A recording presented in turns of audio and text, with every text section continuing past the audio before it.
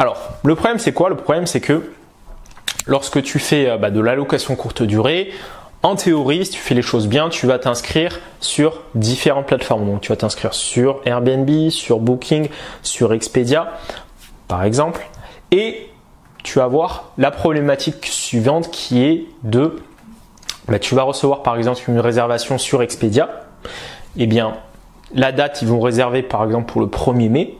Eh bien, le calendrier qui est sur Airbnb et Booking va forcément falloir le bloquer automatiquement pour éviter d'aller se connecter dès que tu as une réservation sur Expedia, d'aller vite fait sur Airbnb, bloquer la date, aller sur Booking, bloquer la date. Alors imagine, tu fais ça sur une réservation pour un appartement. Imagine si tu as 2 ou 3 appartements, le truc c'est exponentiel en fait. Donc c'est vraiment important d'avoir ça en tête.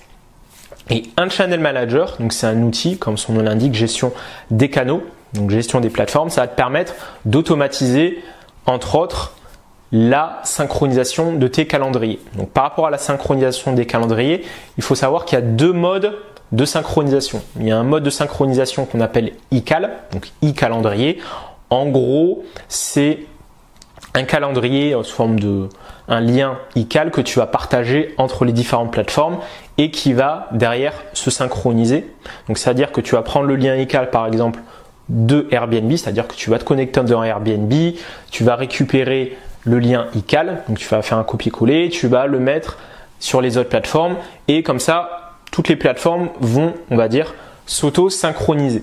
Mais le problème avec ça, c'est que l'e-cal, on va dire, cette synchronisation n'est pas instantanée. C'est-à-dire qu'il y a, on va dire, un délai de latence. Et ce qui se passe, c'est que là, par exemple, avec Booking, récemment, il y avait eu un bug et les personnes qui étaient en e-cal, ils ont chopé plein de doubles réservations.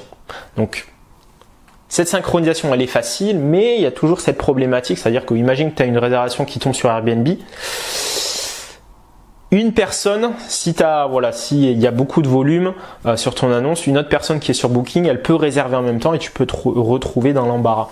Donc c'est vraiment important d'avoir en tête que l'e-cal c'est facile, mais derrière il y a ce petit délai de latence. Donc pour pallier à ça, il y a un deuxième mode de connexion, donc c'est, on va dire, le connexion en XML. Donc c'est un format qui va te permettre de synchroniser les différentes plateformes automatiquement. Et là pareil, ton channel manager va te permettre de faire cette synchronisation en XML avec les différentes plateformes, avec Airbnb, avec Booking ou Expedia. Et là, ce qui va se passer, c'est que si tu as une réservation par exemple qui tombe sur Airbnb, instantanément tout sera bloqué sur les autres plateformes. C'est-à-dire que si quelqu'un d'autre essaie au même moment de réserver sur Booking, niet, il ne pourra pas. Et ça, ce sera grâce à la synchronisation en XML. Donc c'est vraiment important, si tu te lances dans la mise en place d'un channel manager, vérifie qu'il y a bien les synchronisations en XML avec les différentes plateformes. Toi qui m'écoutes, attention, oui toi, je te parle à toi. Surtout, ne passe pas à l'action après cette vidéo, non. Ne change rien, reste dans l'ombre et continue de galérer avec ta location courte durée.